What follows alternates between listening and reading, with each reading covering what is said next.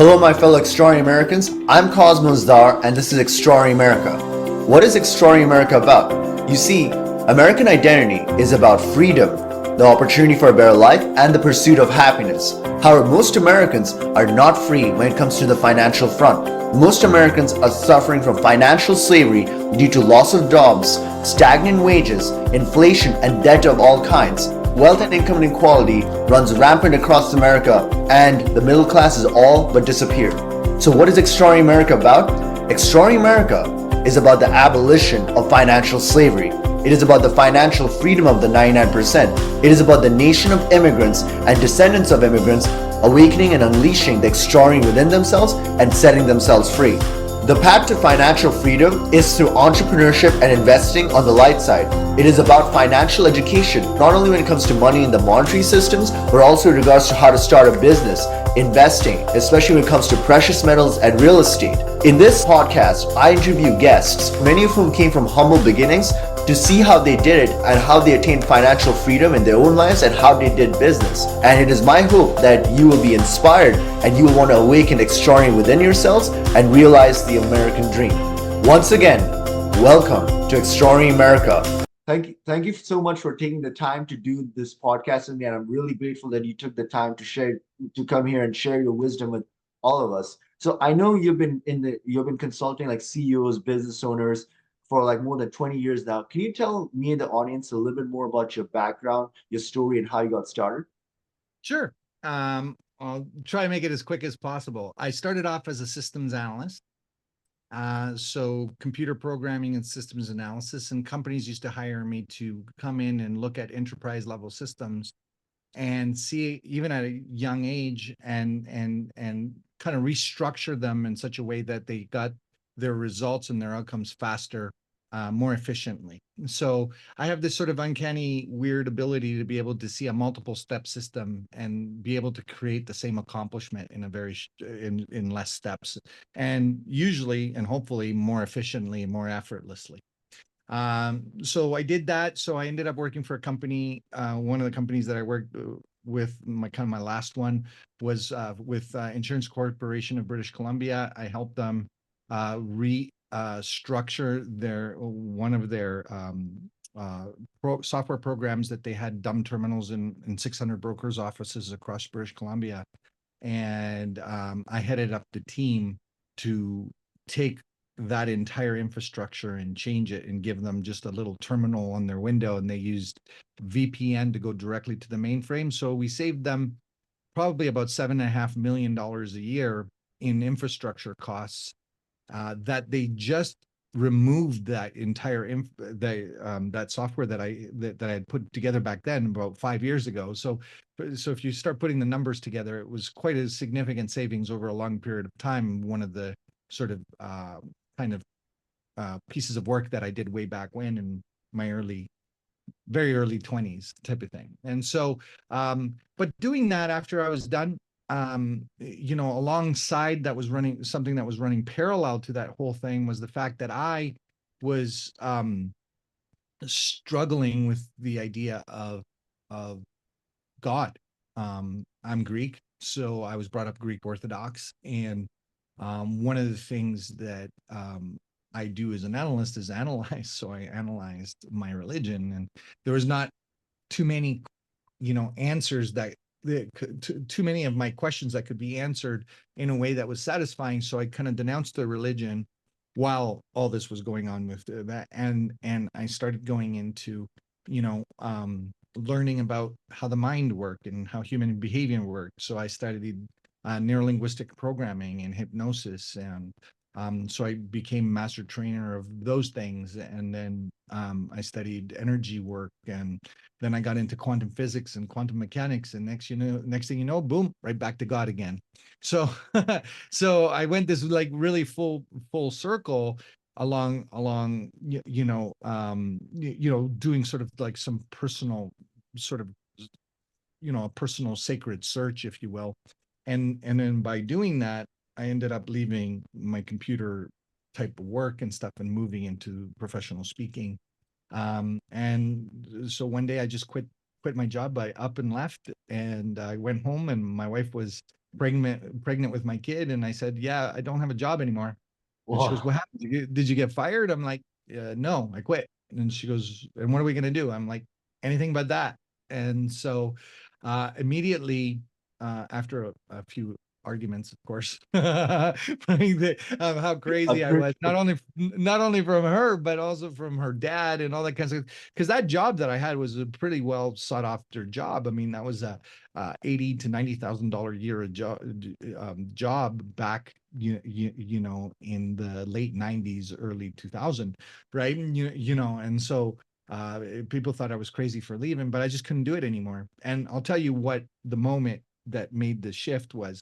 The moment that made the shift was when I looked at my after we finished the project and I looked at my manager was two cubicles over and he'd been there for 25 years. And being there for 25 years, I thought about it. I'm like, okay, so 25 years, I'm going to jump two cubicles. Yeah, this is not for me, out.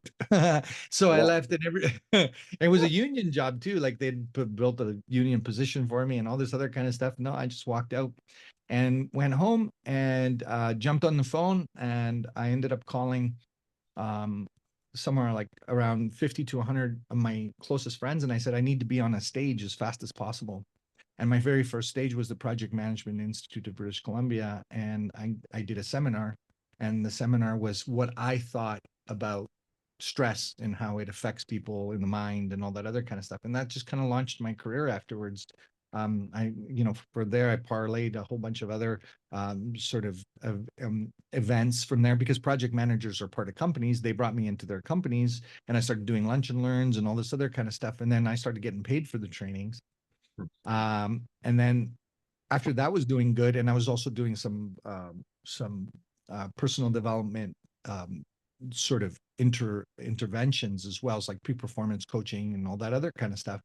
Alongside of that, after that, I ended up, saying, well, I want to be the next Tony Robbins. So I created my own sort of training company, and that's the kind of story that you heard that it generated.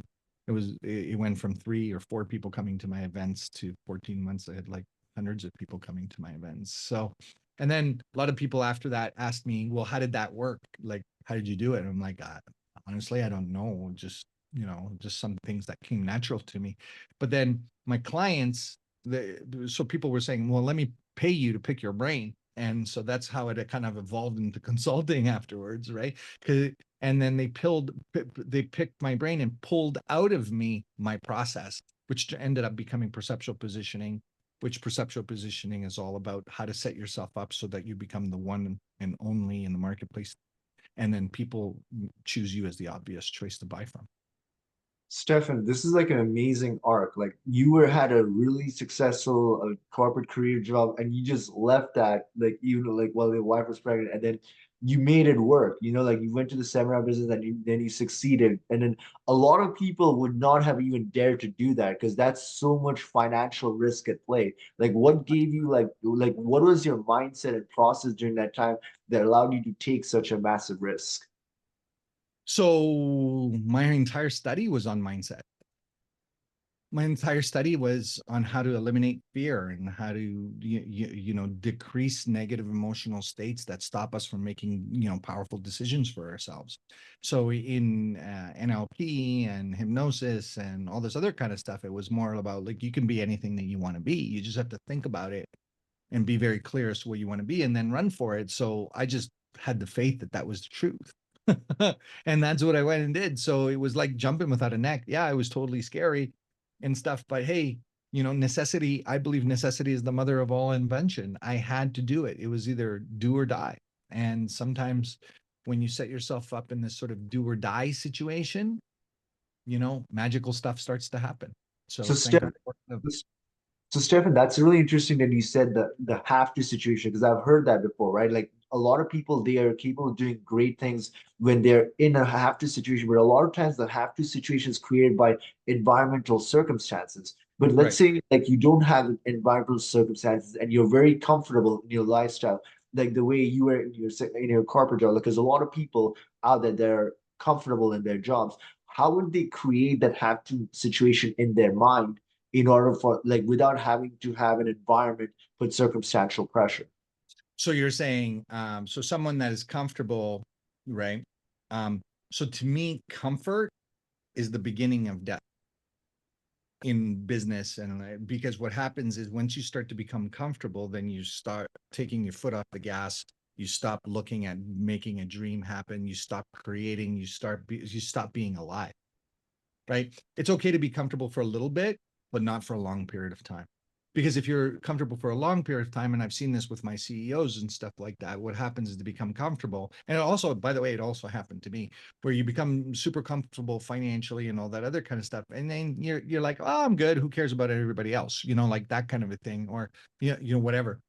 But what ends up happening is then all of a sudden energy starts to shift and then things start to go away. So it could be your business starts to lose momentum, your relationship starts to go down, something happens because you're not creating. And if you're not creating in a powerful way for yourself, the chances of something bad showing up, in my opinion, and based on what I've seen, happens, the probabilities go up significantly. So as long as you're creating and magnifying, yourself and going to that next level and constantly challenging yourself, because you got to think about it. Imagine going and working out in a gym and doing the exact same workout every single day with the same amount of, weights, you know, over and over and over again for like, 5 years. The kinds of gains that that person is going to get are very little compared to the one that, you know, adds a little bit of more weight, adds a little bit more stress to, adds a little bit more tension, adds a little bit more of this, right? So I don't believe that um, that growth can happen in comfort. So comfort is the beginning of the decline of growth. Wow, like Stefan, I know it's a simple concept, but it's just so profound. And no, and because a lot of people they tend to be comfortable in their lives, and Yeah. but they're also afraid of putting themselves into that have to situation. Because you're Yeah. absolutely right. Like when you put yourself in a situation where it's like a do or die, you're suddenly you get like this almost like a supernatural power in your mind. Like your mind unlocks things that you normally wouldn't do. The only question is, can you do that like on a mental level without having to, like, let's say a lot of people, they just like throw away their money or like they do something crazy where they just leave or like, or do something else. So the only Mhm. question is that can it be done? Can it be artificially created, or do you have to be in a position where it's a have to situation? No, I think it all depends on what you like. The have to situation could be a choice, right? I have to do this. Why? Because that's what brings me alive. And to me, and here's another indicator: if you're not feeling alive, you're in the process of dying. So energetically, physically, emotionally, spiritually, whatever it is. So what is alive? Is it adrenaline and like crazy? No, alive means I just, I feel good and I'm building something and I feel honored to do it and I feel excited about it and and that kind of thing. Now, if someone goes to their job and it's just the same thing and you can close your eyes and get it done over and over and over again, you're not playing the game alive. You're not playing the game of life as alive. You're playing the game of life as almost dead, right? And the difference between you and the dirt, you and death is the dirt in your face. That's the only difference. Is like I mean, I could tell you so many people that walk around in life and they're just whole humming life, right? And that's the people that I see as comfortable. So the person that's comfortable, they're whole humming. And by the way, it's not bad to be comfortable. It's just not good to be comfortable on a consistent long-term basis. I think we need to be challenged. I think we need to be enlivened. We need to be giving ourselves something to look forward to rather than just the same thing day in and day out. So Stefan, like this is actually put into your business philosophy, right? Because in the bio, like we read the business, like your business philosophy is simple, like your growth is dependent on your emotional and perceptual evolution. Would you be able to elaborate that philosophy so that the audience can get a better grasp of that? Sure. So I was just talking to a CEO slash founder owner just before this call, and one of the things is he used to say is like everything that I used to make decisions on were due to a reaction.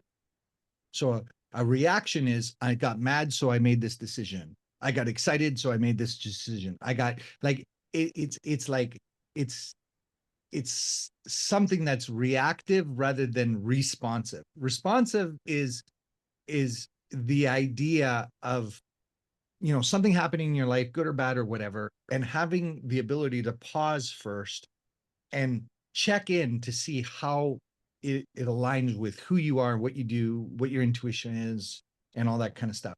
So if you don't have that capacity because you're in energetic reaction mode, like you get mad and then you fly off the handle, you know, something happens in business, then you go and do something crazy, like those kinds of things, then then really that person is an immature person building a mature thing.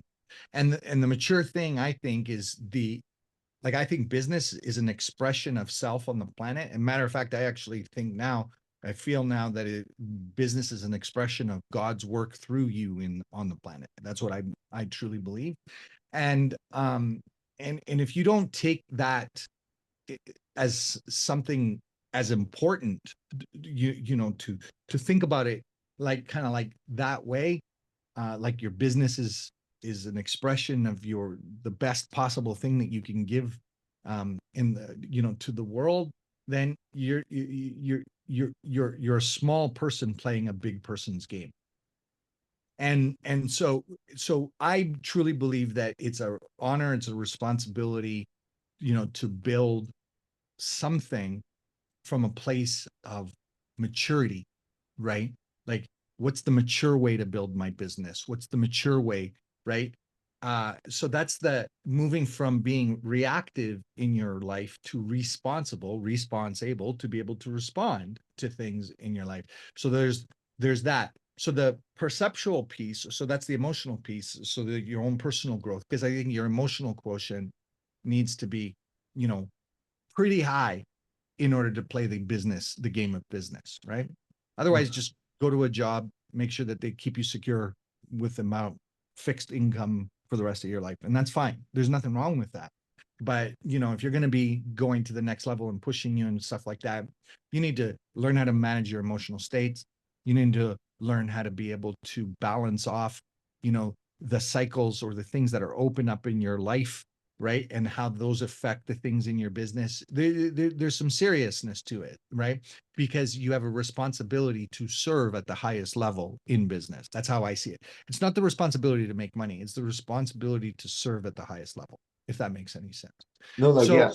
right? So you have the emotional piece, and then the perceptual piece of it is the decisions that you make are based on the story that you tell yourself in your mind. And the story that you tell yourself is your actual perception of the reality that's going on. So the reality that is going on is is really filtered by your perception. Like, we don't know. Like, you can look at a glass, is it half empty or is it half full? It's based on your perception, right? So everything is perception. So the more that you can work on your perception in order to start seeing the world as if the way you want it to be rather than the way that you don't want it to be, which is what most people do. They they see the world as breaking apart or just enough or having to work hard or any of those kinds of things, rather than moving into the perception of, you know what, I create and things come to me.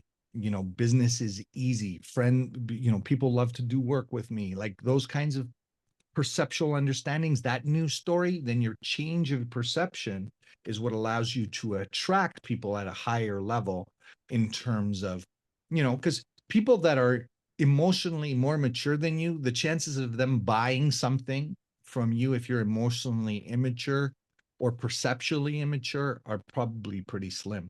They're just doing you a favor when they do, right?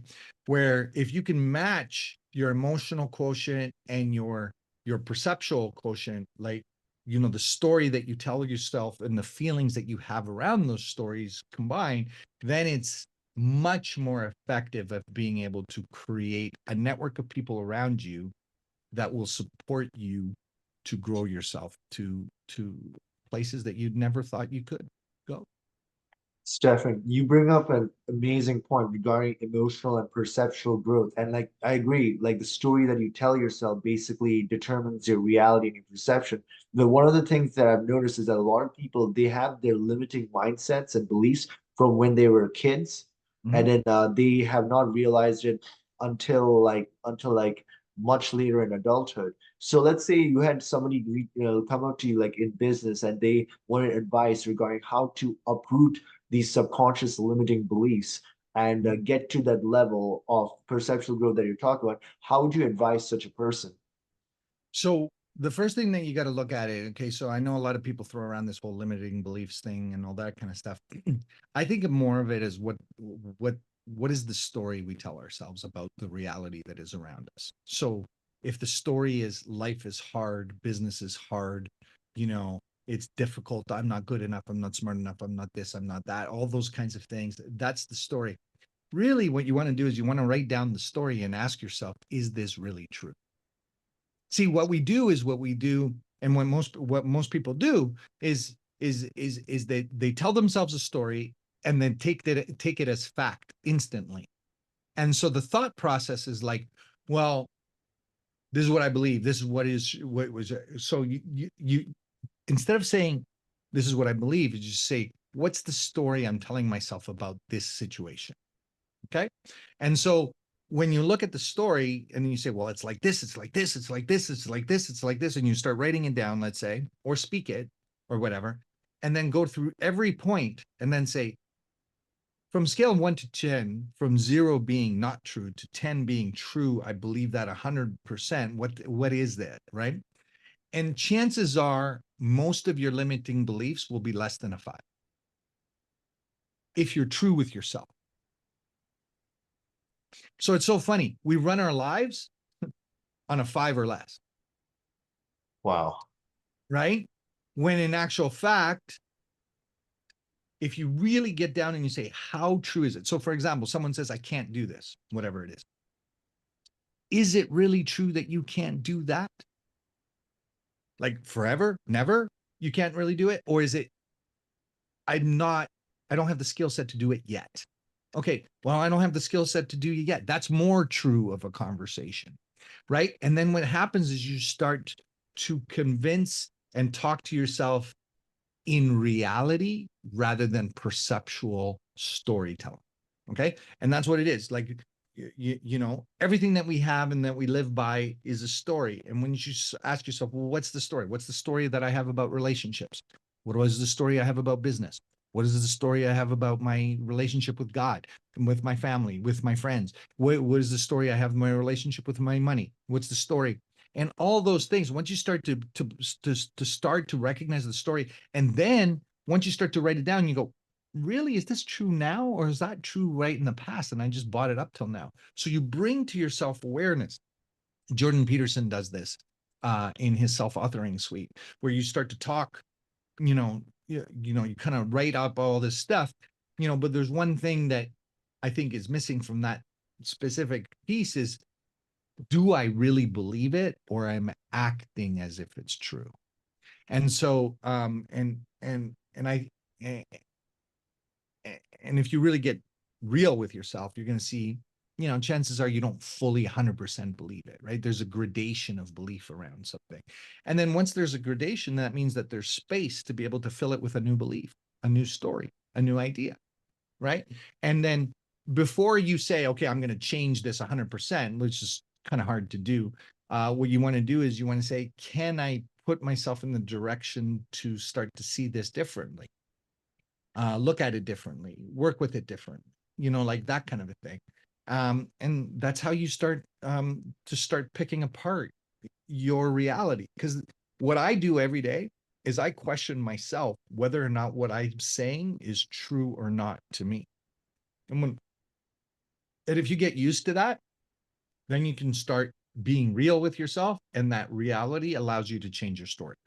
Does that make sense? No, I mean you just it totally makes sense to me because it's something that I've been I thought about as well. The narrative that you tell yourself is something that determines everything, like the story. But like someone like that's but some people just say that they're just being real. They're just a realist. You know, like if I had a conversation with one person like it was about something similar like this. He was like, but how do you differentiate between delusional thinking and actual reality-based thinking?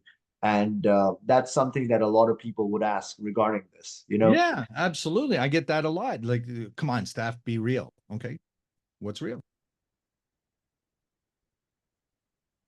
But that yeah, like what is real? Like really, I mean, if I ask myself what is really real, right? You know what I'm saying? If I'm 100% about something, right? And I'm thinking it rather than knowing it, there's a difference between thinking something and knowing something. And if you can separate that and you can start to pay attention to that, then you'll know that most of the stuff that you're thinking is not necessarily real. So when someone says I'm a realist, I'm like, okay, tell me what that is. Right? So if I ask that person that question and they don't really know how to answer it, because the truth is most people don't know how to answer that question. They say, I'm a realist, so I should accept it for the word that it is. No, I want to know specifically what you mean about a realist is, right? So I'm being real. I don't have any money in the bank. I got this problem. I got this. I got cancer. I got whatever it is. Okay, great. So so that's this specific moment. So for real, in this specific moment, that is your perception. What's another perception that you could have that might be more useful for you? Because then the next question is my level of reality useful for me? Because I don't think people ask that question. They don't ask, well, I don't believe in this. Okay, great. Is that useful for you? And if it is, how is it useful? How's it moving your life forward? So we need to start questioning our own thought process. We need to question our own beliefs. We need to question it. Like I've given free rein to all my friends, including my wife, including my family and stuff like that. If you see me doing something that is out of alignment with who you know who I am, tell me because I'm not aware of it. Right. So sometimes you need to create an environment of people around you that support you to tell you what's real and what's not. Because most of the time, if you ask yourself what you think about yourself, you're thinking about yourself limitly in a limitation type of way. I don't know if you've seen those studies where they say, draw a picture of yourself, and people draw a picture and it's this ugly thing. And then you ask someone else to draw a picture of them and it's this beautiful thing, let's say, right? So some people see you, like people see you in a different light than you see yourself. Well, what's real then? No. Right? Is it, so you could say it's my reality. Okay, great. That's your reality. How's that working for you? If it's not working good, change it. Start thinking about differently. And so that's being really real, right? If I truly believe this, well, this is how it is. This is how it's always been. This is truth. Look at all the facts. Look at articles are written about it. There's business statistics about it, or there's statistics about it. Okay, great. How's that working for you? Even if it's real. So, for example, I'll give you something. Everybody swears to me that the concept of competition is real. I don't believe it. I believe it in some contexts, but in business, I don't really believe in competition. I believe that we choose to buy from the person or from the entity that makes us feel more in line with that entity. So it's not about whether or not there is no competition because I'm choosing to buy from this person because I align with this person or this brand or this business or whatever it is. So is that person in competition with someone else? Not from the perspective of the fact that I'm only going for this person, right? I go to a restaurant here in the area I live in, which is in Chilliwack, just outside of Vancouver, and I'll drive past 25 restaurants to get to the restaurant that I want. Why? Because that's the restaurant that I want to be a part of. So are the other restaurants competing with for my dollar? No, they're not, because they're not even in the same vicinity.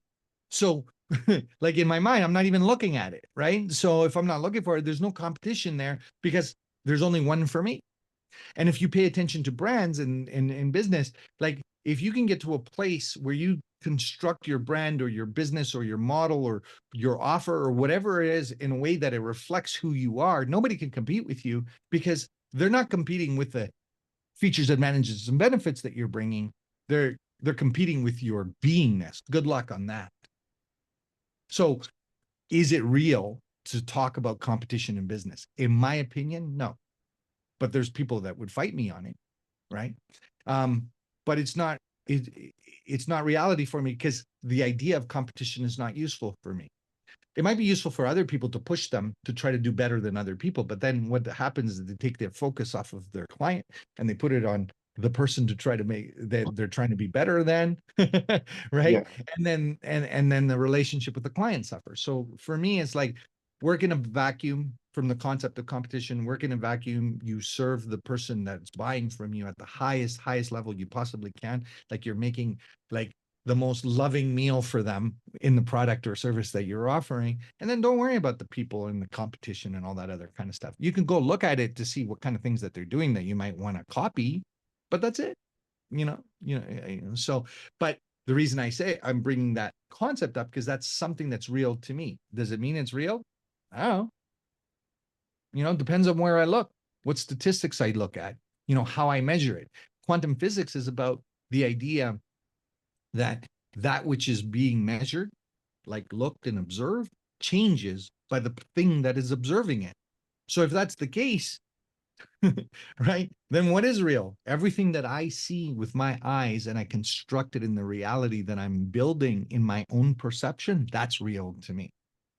So, right? I mean, you can talk to Dr. Larry, even something physical is not real, like that's in front of us, right? It's just the way that we're interacting with it in energetics. So once you start when I started talking to people like that and they talk to me, oh, this is real, this is the real thing and all that other kind of stuff, and this is realistic, I kind of go, well, I feel sorry for this person because they're not going to ever be able to move forward. So, Stefan, one thing I wanted to add, like what you're saying is absolutely profound, but a lot of people have these, if they start questioning, like what you suggest, like they start having people give them feedback and question the beliefs, it attacks their ego and the emotional attachments around a belief system, and Mhm. they identify with that belief system, and that's one of the reasons why they fight so hard to preserve that. But in order for them to reach the next level and succeed, they have to break it down and then remeasure up. But like it's that uncertainty that creates that thing where like they're like, I cannot go through this period of uncertainty and all of that. And that's something that I realized in Yeah, the well, uncertainty is a fact of life, and if a person doesn't can't live in uncertainty, then they're never going to be able to create anything. They just won't. I mean, how do you create something with when you're afraid of uncertainty? Because how do you even start it? Right? So, do you know what I'm saying? Like, to think that we have to create with certainty is the kind of like the most immature way of thinking, because it's just like, once again, going to emotional quotient pieces, it's just like uncertainty is part of life. Uncertainty is a part of the build, right? Our job is to build through the uncertainty, not in spite of it.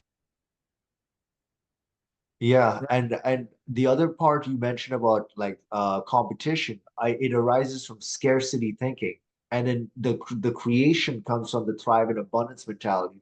But a Yeah. lot of the most people are coming from a scarcity thinking because they haven't been shown anything different. Because that's the ideology. Like whenever they talk about like Adam Smith capitalism, like they're basically saying there's a finite amount of resources, and then Mhm. you have to compete and all that. But in reality, there's a higher level of thinking that most people are not privy to. Like, yeah, like capitalism, entrepreneurship is basically like that's how you create economies, but there's a higher level of thinking in regards to that. But I don't know, what's your opinion on that? The higher level of thinking of like restructure the question for me a little Like bit. like in terms of like thrive and abundance versus scarcity and competition. Because the Yeah. current form of capitalism that everybody's preaching is scarcity and competition. Scarcity. Yeah. And then there's co-creation, like manifesting and then like thrive and abundance mentality. And Mhm. that basically determines because the thinking that you're telling me when you gave me that restaurant thing, like where you went through and then the thought process you went me through, that's basically thrive and abundance. Yeah. The rest and all of that. So Yeah. So a person that is thinking in scarcity goes back to the idea is, how is this thought process helping me? And if it's not helping you, then you have to start making a change, right? You got to get real with yourself. There's nothing I can tell someone to say, don't think scarce. It's just like, you got to ask yourself, does this process work for me?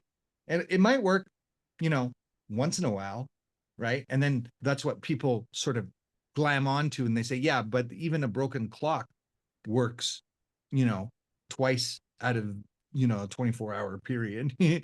Even if the thing doesn't move, it's right twice out of the 24. So, but what happens is they take that twice or whatever, and then they focus on this idea that, well, scarcity is what got me. I'll give you an example. My father-in-law operates in scarcity. He believes that if he speaks scarcity, that scarcity won't come to him. That's just a stupid belief, but that's what it is. And he constantly thinks so for him, and here's what ends up happening with scarcity, by the way.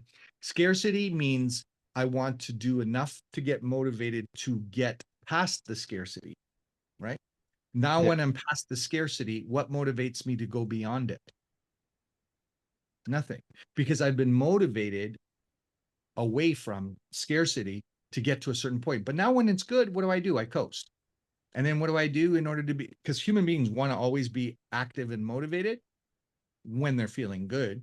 So then what happens? Well, if the only thing that makes me motivated and feel good is for bad things to happen, then I create self-sabotage and I start creating bad things to happen.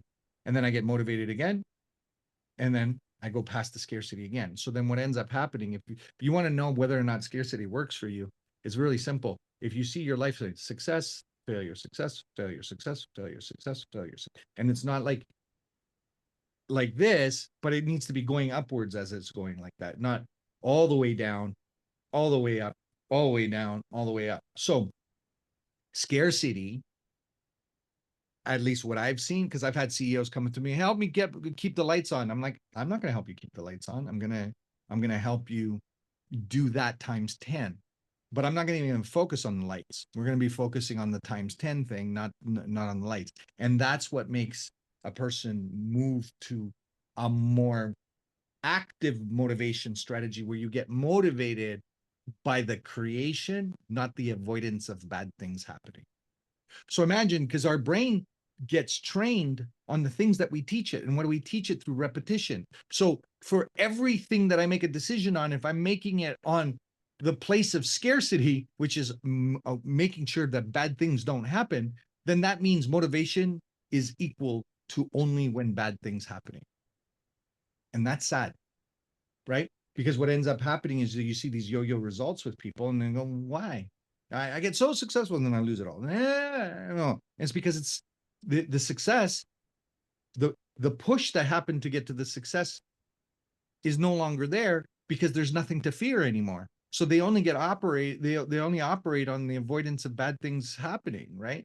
So so I believe that's an immature, like an emotional immaturity red flag, where it's a person that says, well, this is practical, this is real, you know, there's only limited resources. I mean, if you pay attention to pretty much a lot of the political narratives that we have playing out right now are because of the idea of what's it called? The idea of that there's scarcity in the world. Like, you know, we have to we don't have enough resources, so therefore we have to build a whole bunch of stuff to avoid the fact of lack of resources. Well, the universe, at least the way that it's worked in my life, all my life, is that stuff just shows up, right? So, you know, there's unlimited amount of water, unlimited amount of air, unlimited amount of coal, unlimited. We think that there's limitations, but there isn't any limitations, and we need to live in a world that there is no limitations. And the cool thing is, if you live in that world, then that world finds you. If you live in the world of limitations, then that world finds you. So you manifest the perception of the world around you, and the results come from that perception, that story that you tell yourself. So I don't know if that helps any, but that's kind of how I deal with it. There's other stuff that we can do, you know, through hypnosis and all that other kind of stuff. It's really bad, but really just understanding the fact that, I mean, here's the question. does it work better to think in scarcity, like in terms of your life, or does it work better to think in abundance? And if people sit down and really get true, going back to within themselves, like really get true with themselves and say, well, what works better for me? They'll always see abundance working better for them. And so practically, it's been proven. Like, I mean, imagine you're shooting basketball hoops, right? And before every hoop, you're gonna go, oh, that's never gonna get in. That's not gonna get in. There's no way that's gonna get in. I hope this one gets in, you know, and all that kind of stuff.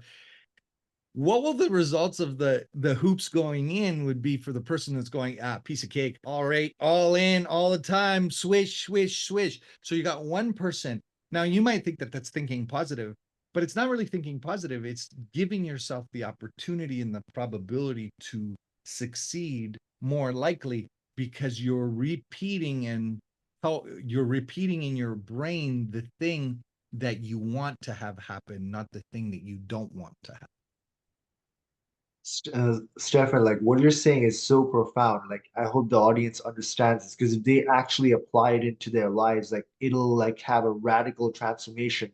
But I guess like from like a devil's advocate point of view, like somebody could come up to you and me and they're like, Stefan and Cosmos, like we agree with I agree with what you're saying, but the environment around me is so powerful in the and it's so scarcity based that eventually I dip into these things. So if like somebody like my close friends and family, they're always in scarcity thinking, but I cannot distance myself necessarily. So how would you advise such a person where they want to think the way you're thinking, but the environment around them is basically a self-sabotaging kind of environment?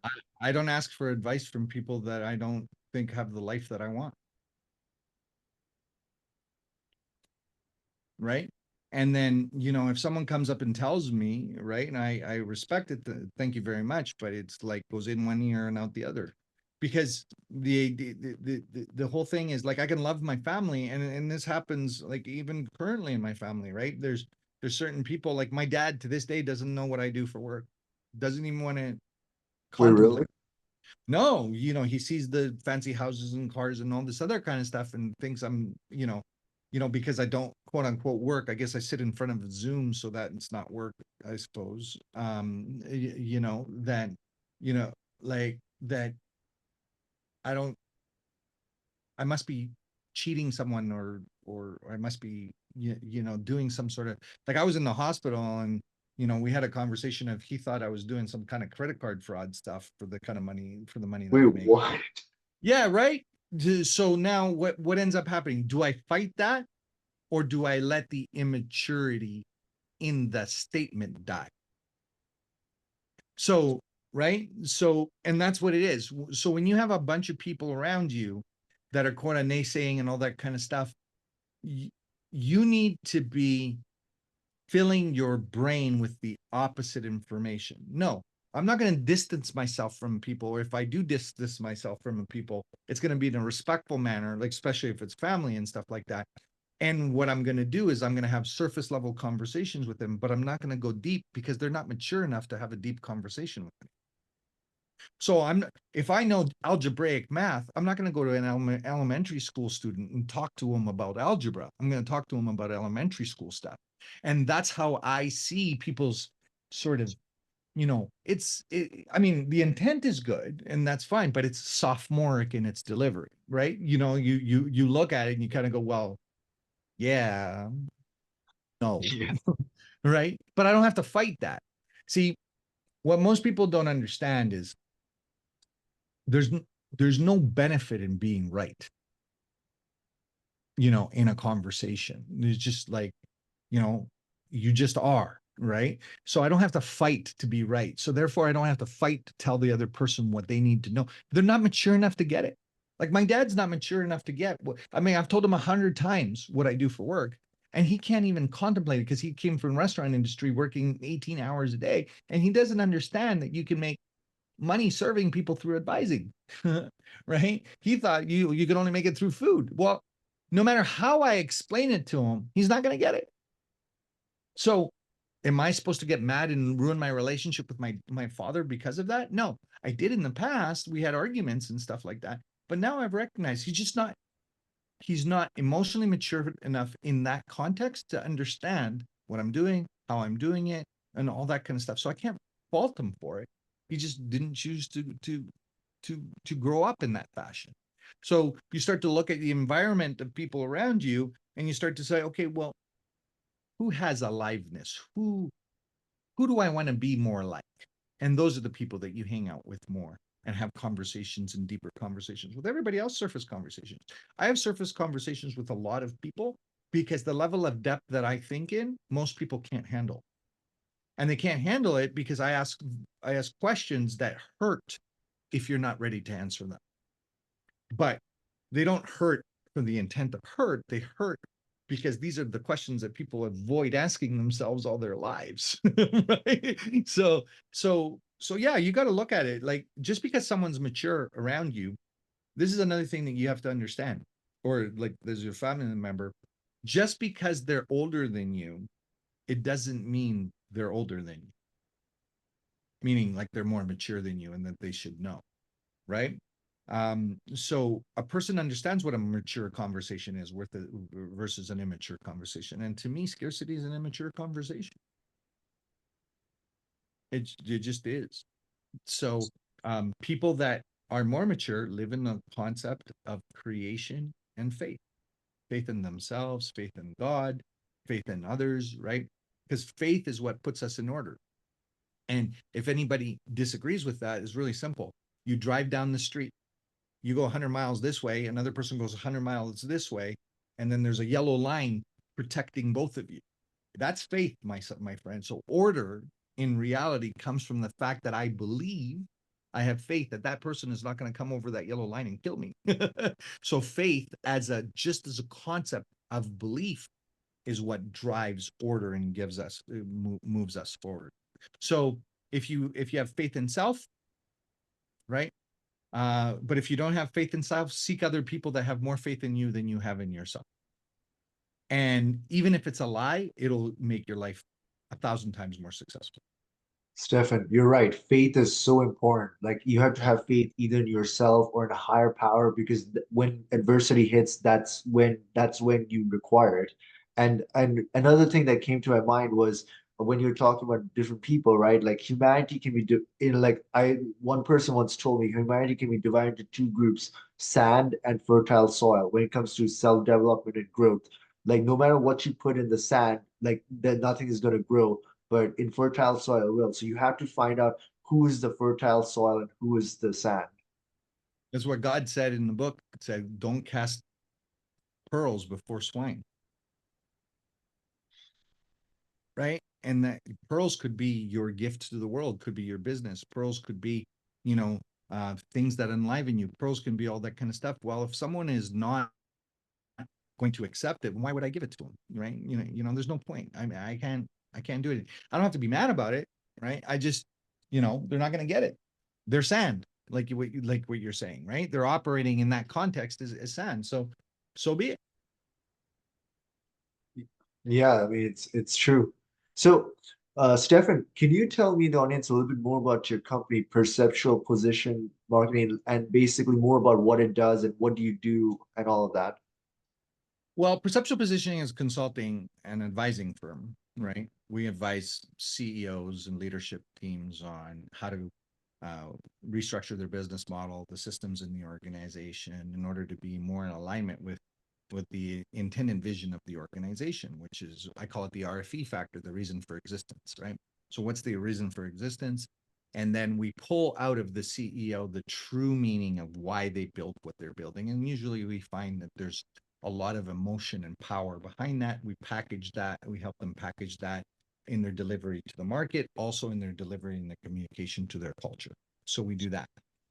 So that's that's one company. The other company that I run is the Guild of Honor, which is a society or a group of people that have come together and want to do business with each other on a handshake.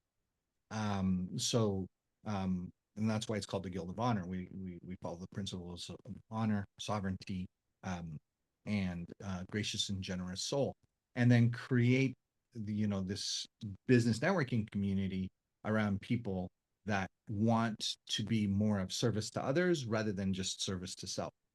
Now, we're not saying don't serve self, but we're not saying serve self at the cost of others, and we're not saying serve others at the cost of self.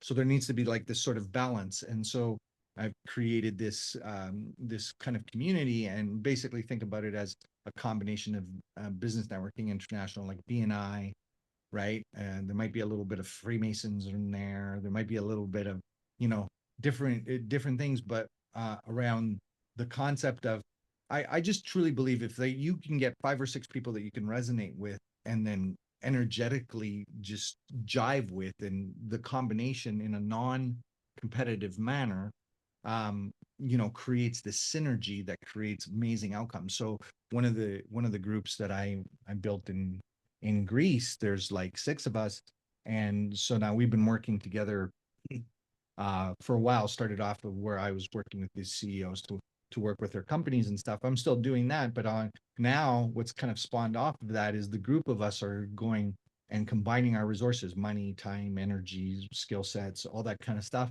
and then focusing on a specific area of Greece, like a small town or whatever, and revitalizing that town. So imagine if we had thousands of groups of people that did that. Like, that's the vision for the Guild of Honor, is to create these sort of power teams that group together, and they create impact projects all over the world. While in the process, instead of going out, like let's say you go to a training program or something like that, you get trained by one person.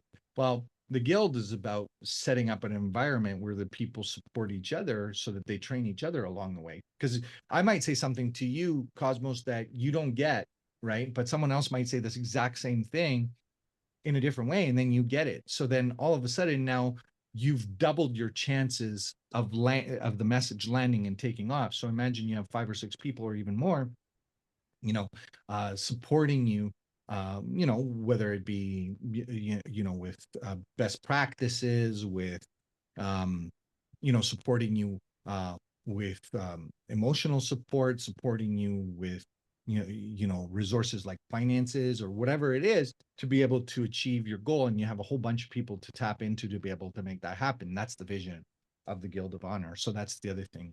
I would,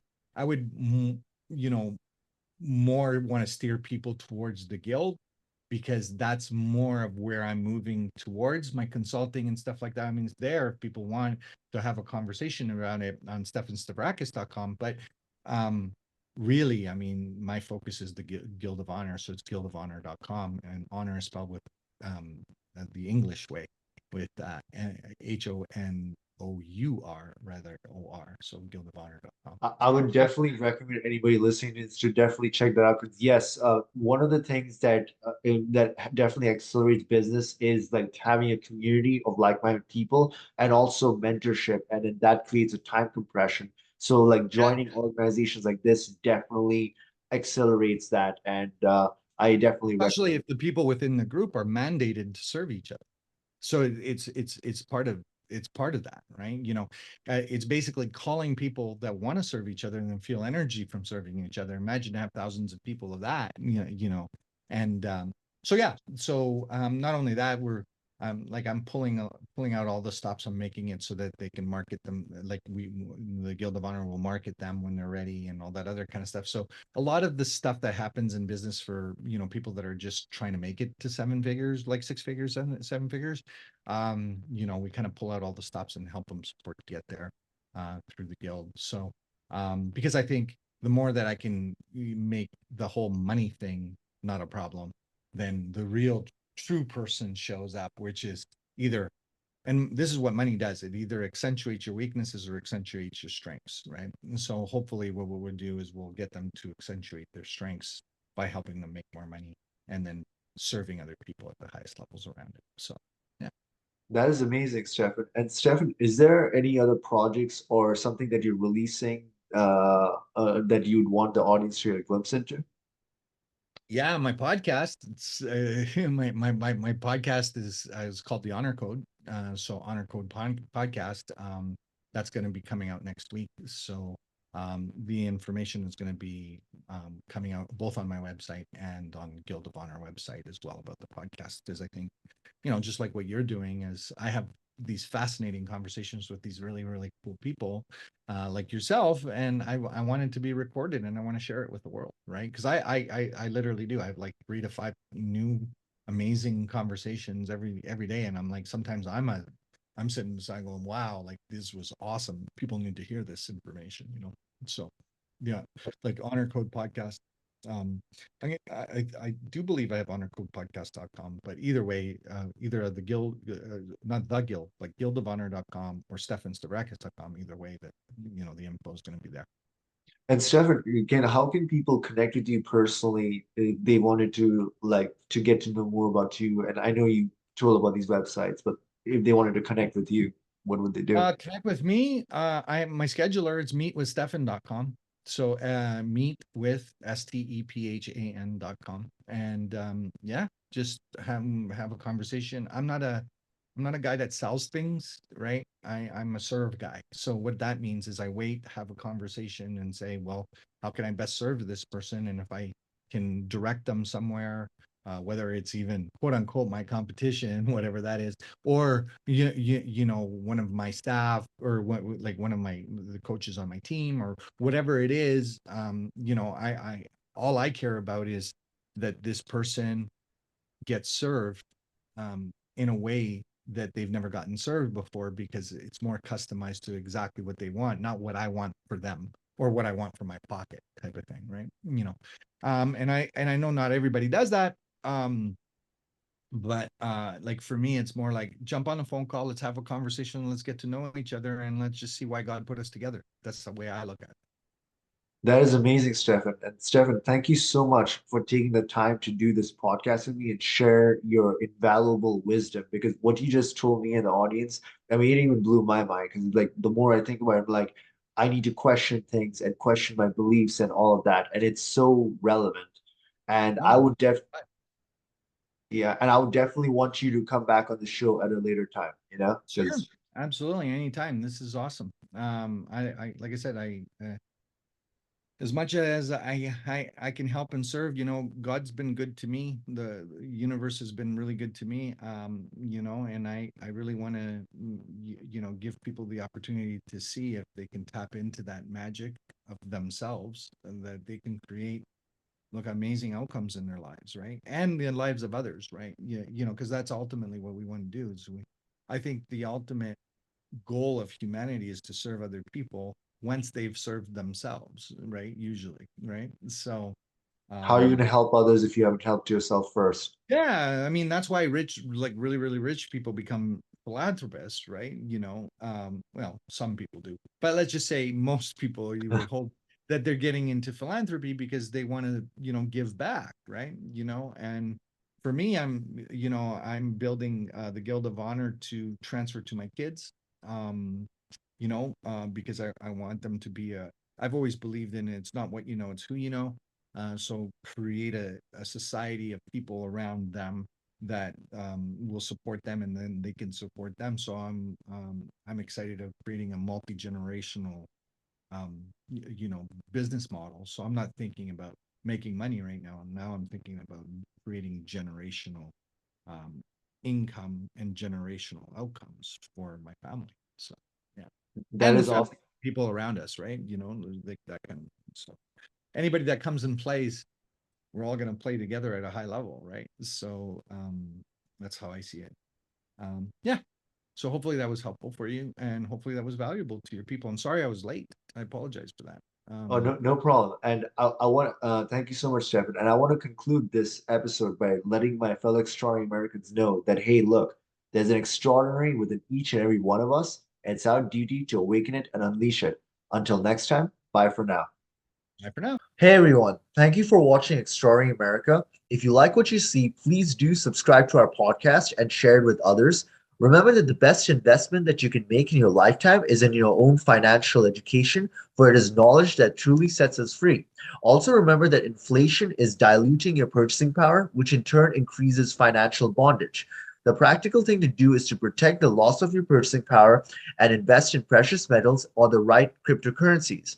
Lastly, never forget that you are an extraordinary American. We'll see you in the next episode. Bye for now.